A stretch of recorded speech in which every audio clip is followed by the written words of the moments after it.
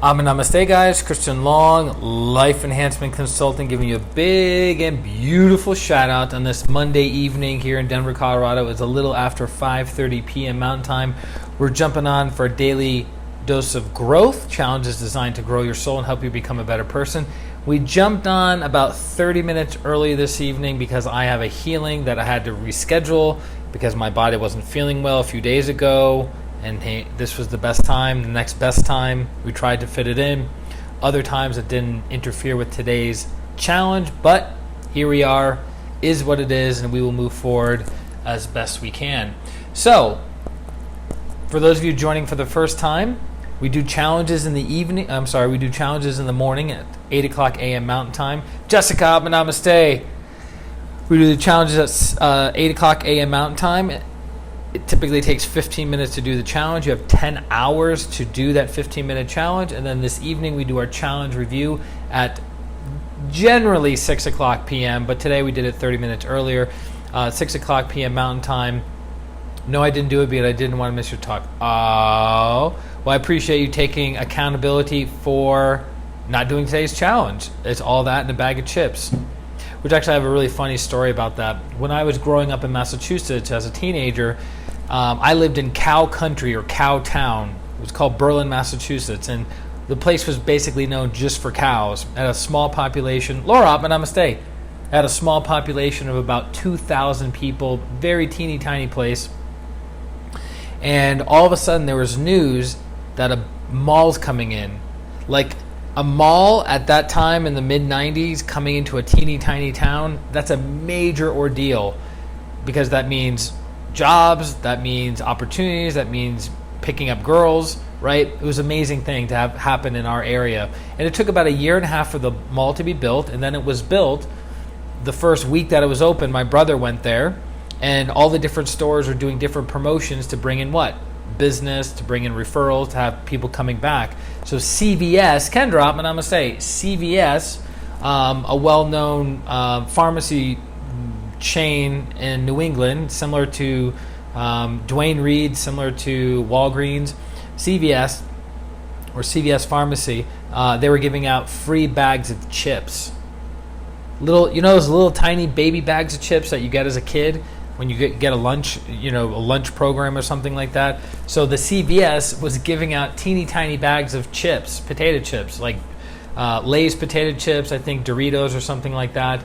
And so my brother, this was a joke that we had ongoing for like decades, literally 20 years later, from him having the experience. And he was telling me about all the exciting things that were going on at the mall, right? All these brand new stores opening up, blah, blah, blah.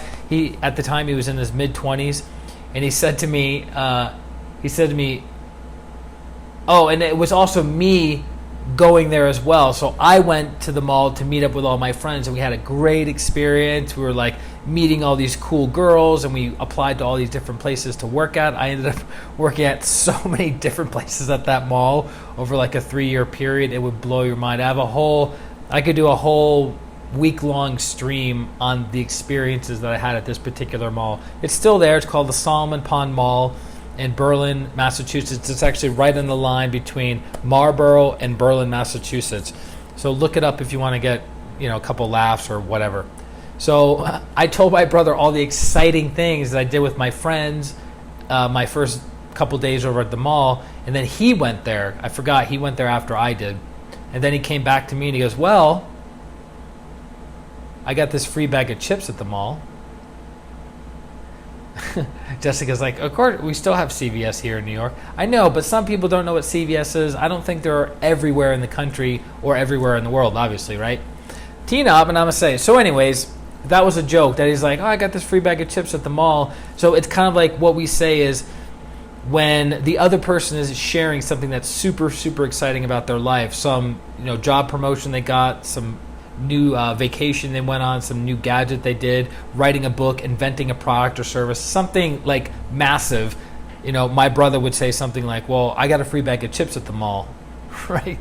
Because it's so mundane, right? Didn't know you were on early. I know, Tina, I had to jump on early because I have a client in 20 minutes and we weren't able to mesh it up. Okay, so Tina got it. we did it, we didn't do it. So when you jump on the streams in the evenings for the challenges, you say, I did it, I didn't do it. Christian, I don't know what the challenge was. Then that means you what? Didn't do it. So you say, I did not do it. Easy. You take accountability, responsibility, and your life is able to move forward, right? So, free bag of chips at the mall. So what was our challenge for today? Challenge 55. Challenge 55 was relatively easy. Most anybody had the equipment, if you will, to do this challenge, and it was simply get a deck of cards, go onto YouTube or onto Google, which, by the way, Google owns YouTube.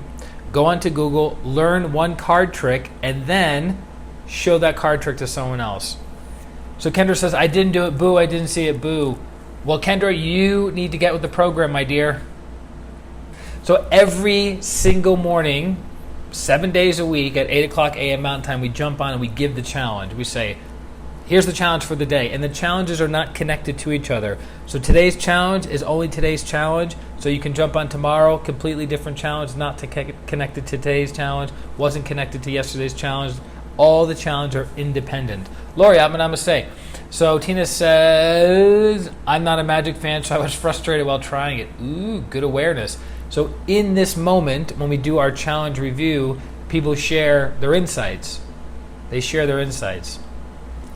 When I got the challenge, these were my thoughts and feelings. Doing the challenge, these were my thoughts and feelings. After the challenge, these are my thoughts and feelings. Kendra says, 8 a.m. Mountain Time. Yes, 8 a.m. Mountain Standard Time.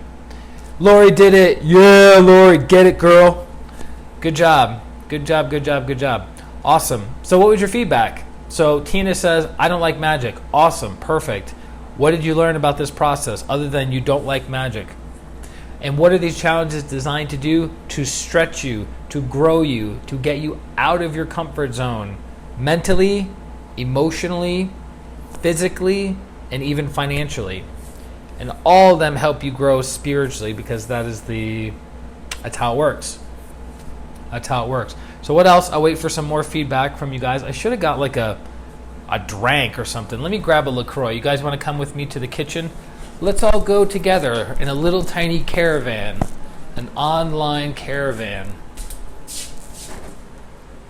I was joking with a friend the other day on how I've been promoting LaCroix for 5 years on my streams, and I still have not received a royalty check.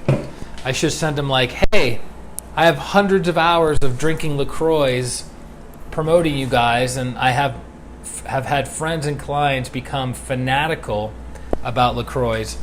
Where's my royalty check, yo? All right, waiting. What are the feedbacks? Comments, concerns? That's nice. Oh, that's good. That's real good. So why were we doing today's challenge? Because it was stretching you mentally, because you're learning a new skill. Many of you don't have the skill of magic, card tricks, as Tina would say, don't really have an interest in magic. So you're learning something, which is what? Firing different neurons in your brain. So it's expanding your mental body, right? And then it can be frustrating learning a new skill. True or not true? Stretching your emotional body. Also, you had to perform this trick in front of somebody for the first time, which makes you what? Out of your comfort zone, makes you awkward, makes you look weird possibly in the eyes of the other person. So it's also stretching you emotionally.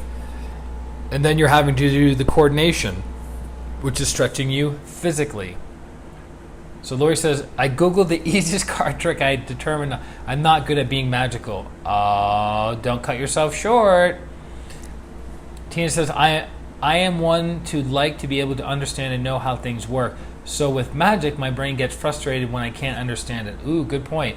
I like what Tina says. I am one to like to be able to understand and know how things work. So there's an old saying that many people want to see the magic trick, but they don't want to see how the magic trick was done. Right? They want to see the magic. They want to see the illusion. They want to be in that fantasy that it's true, genuine magic. And then if you show them the trick, they're like, I'm not that impressed. It's kind of like, if I remember correctly, Michelangelo said, if you understood what it took for me to do the David, you would not be that impressed. Meaning it took him decades of training and experience to produce something like that. But if anyone spent decades mastering anything, they would become good at it, right? In general. So when we see a magic trick, if somebody showed us how the magic trick was done and how many thousands of hours went into perfecting the trick so it goes from looking like an illusion to looking like real magic, it wouldn't be that impressive, right?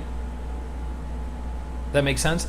So Tina says, I guess I need something that motivates me to want to understand it. Good point. Magic freaks me out, but it's interesting. So some of you may or may not know, before moving to Denver, I traveled the country for about 6 months with a friend of mine, and we would go to convention centers in tiny towns around the country, the Midwest and a little bit on the West Coast.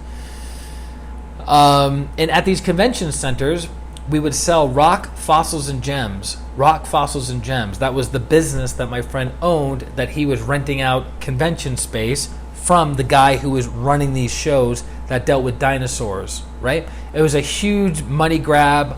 I didn't like how the guy ran his business. He would make $100,000 within a weekend profit. $100,000 a weekend in profit, but he wasn't offering a lot of value to the families that came in there. But small towns, people were all about it, and a family of 4 would spend like $150 at an event that wasn't that impressive. But to express this with humility, our booth, without question, our booth, my friend's company, was the most exciting thing that was taking place in that. We had inflatable mines, we had a panning sluice with real water, real gemstones, not diamonds, but gemstones, fossils. It was the real deal. You're going, what does this have to do with magic? So one of the guys that was working for my friend, he was a young magician. So when people were waiting in line to come to our event, he would do magic. And he would do the same trick over and over and over again throughout the entire weekend to thousands of families and kids, perfecting and honing his craft.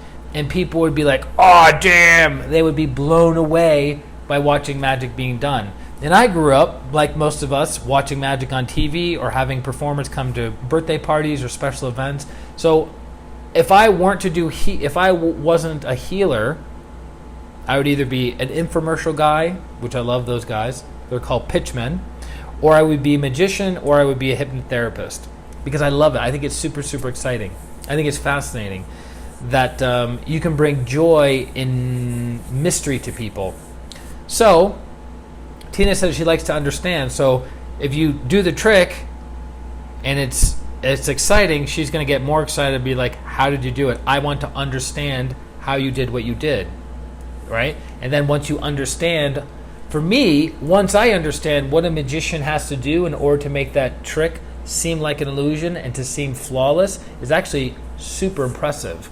Because I saw my friend refine and hone his magic abilities over about a 6-month period. And even now, almost 9 years later, he's still doing magic to people all over the country because he loves it, right? He loves it. So what is magic?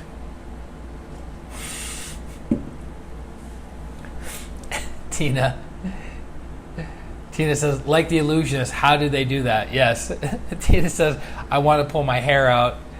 Well, you don't have a lot of long hair to pull out, Tina. So, lucky for you, right? So, what is magic? What is magic? So, in the world of, you have fake magic, which is magic that's an illusion, right? And then you have real magic. What we see in the common, ordinary world is fake magic.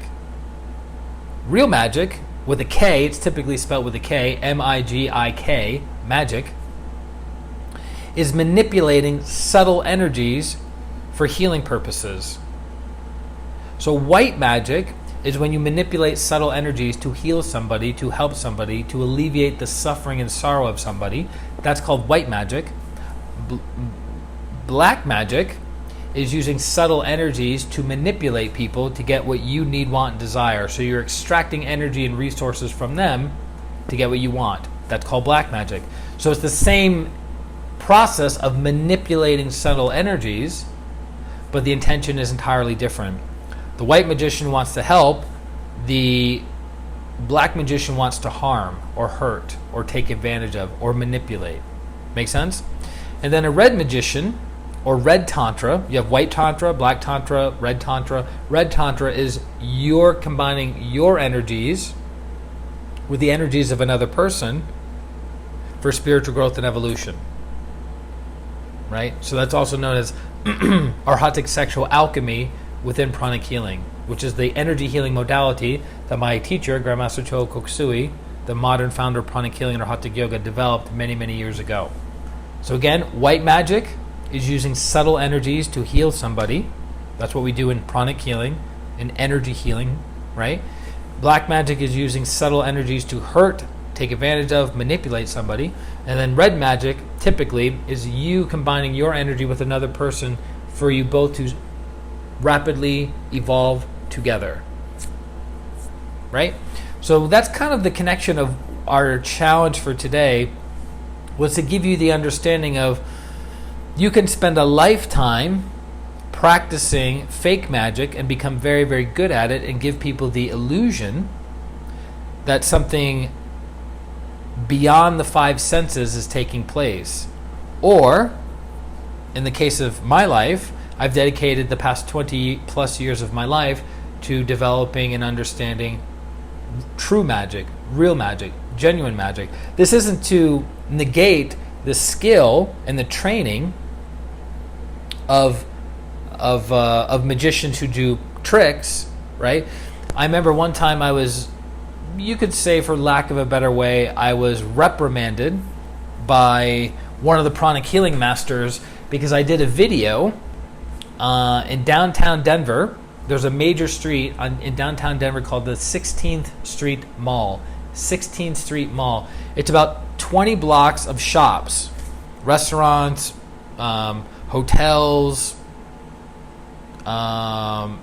retail, clothing, things like that. And so I just moved to Denver, and I was like, well, I got to get the word out there. I got to get the word out there of what I do. Pranic healing or Hatha yoga, Grandmaster Cho Kokusui's teachings, right? So there was these three girls that came up to me and they saw me doing a healing. I was doing a healing on somebody. I think I was doing a healing on my friend. And they go, wow, what are you doing? And I go, I'm manipulating his energy body because he's suffering from something. So I'm removing congestion, supplying his body with fresh energy, and then he's healing himself, right? I'm accelerating the healing process. And they're like, whoa. And they go, what do you keep doing when you're doing this? I go, I'm scanning or I'm feeling the energy to make sure I remove enough of the congestion and then I supply him with enough of the fresh energy. And they go, wow, well, how else can you use the scanning? I go, well, you can scan anything because everything has energy connected to it. James, Atma Namaste. So I said, well, would you like to know where your chakras are? And they go, yeah. So I was like, okay, you have these different chakras that have these different properties. So these being young girls, they're fun, they're carefree, they're kind of goofy. They were probably 17 or 18 years old. I was scanning their sex chakras to tell them about something they would be listening to and be open to. Because if you talk to the general masses care about what? Money, sex, and power. In general, right? Money, sex, and power. Why? Because those energies vibrate lower, so more people can feel the vibration, right? It's more palatable. But as you keep moving up a person's energy body, and you hit the heart, and you talk about love and compassion and sweetness and tenderness, you start losing people. And then as you go up to higher creativity, abstract thinking, higher clairvoyance, oneness with God, oneness with all, you lose most people, right? So I was thinking, okay, well, I'm going to talk about something that most people can relate to. These girls are young, they're vibrating at that level, and I'll scan and tell them about their lower chakras. So I posted this video up on YouTube, and probably a month or 2 months later, it was mentioned to me, hey, maybe you should take that video down And I go, well, why should I take the video down? It's promoting the teacher's teachings.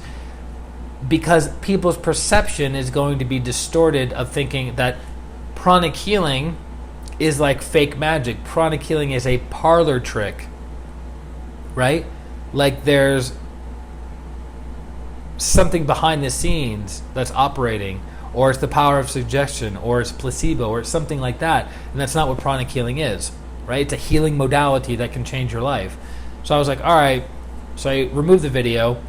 And I wish I would have caught another video that I did in Boulder, Colorado. So we have Denver, and then about 35 minutes away we have Boulder. So her nasal cavity was congested. So what did we do? We energetically removed the congestion, the blockage within her nasal cavity, and in real time you could hear no breathing out of her nose to a little bit of breathing out of her nose to big inhalation and exhalations out of her nose within a matter of maybe a minute, minute and a half. I wish I would have caught that on tape or on video.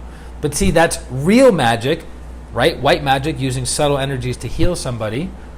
That no parlor trick, no power of suggestion, no promises. I said, okay, let me try something. I knew what I was doing, but she didn't know what I was doing, right? So in real time, cleaning the congestion, she was able to breathe out of both nostrils. Pretty amazing, right? So that planted a seed in this person's consciousness of, I should check out this whole pranic healing thing and see if it's beneficial for my own life, for other things, other conditions, other ailments. How can I use it to help other people? So that's it, guys. I got to get out of here, and get my start working with my client. So I love each and every one of you. For those of you who need healing, feel free to reach out to me on my website, ChristianRLong.com. It's my name, ChristianRLong.com. And I look forward to serving you there. And I will talk to you very, very soon. This is Christian Long, Life Enhancement Consultant, wishing you a beautiful day, a beautiful week, and a beautiful life. Have a great night too, Tina. Thanks, Laura. Thanks, everyone. Thanks, Jessica. Thanks, Kendra. Bye-bye. Bye, Karina.